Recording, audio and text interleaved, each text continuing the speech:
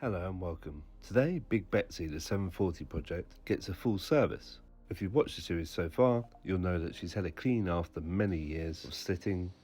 We refurbished front calipers because they were completely seized, and we've also replaced the alternator. So to start, we're going to do the oil change, removing the sump plug and letting out this filthy black sludge that's been sitting in the bottom of this engine for many years.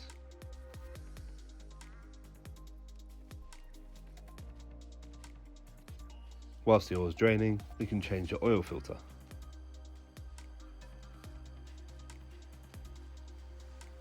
Make sure you coat the new seal on the oil filter before installing.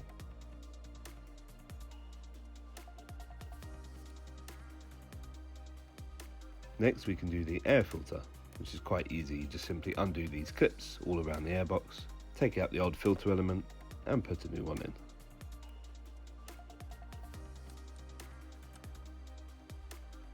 Then that time the oil should have drained fully, so we can put in the stump plug before torquing to the right spec, and then bring the car down so we can fill out with the correct amount of fresh oil.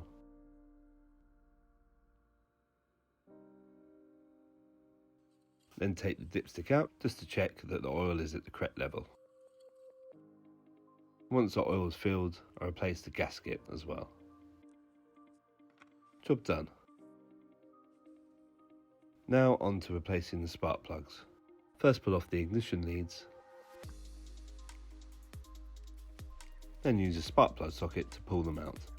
After pulling them, I was pleased to see that whilst they were well overdue for replacement, they didn't show any pitting, corrosion or fluids on them that shouldn't be there. So next we pull out all the other spark plugs, and they were all much the same.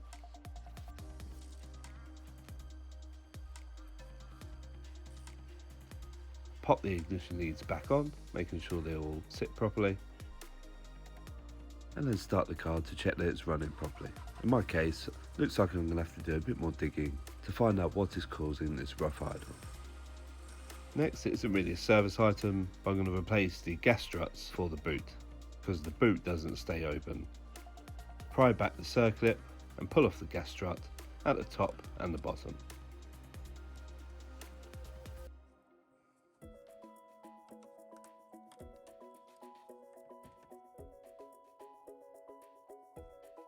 These new ones had a slightly different circlip. There's a curved bit of metal, it slotted in and that secured it on. A bit fiddly, but it did the job, and now the boot opens and holds up all by itself.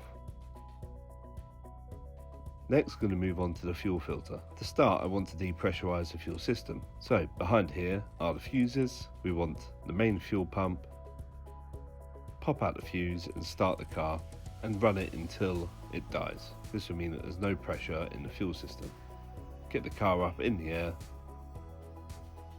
and locate the fuel filter, which is here next to the fuel pump. First, I break free the unions before removing the protective cage and assembly from the frame of the car.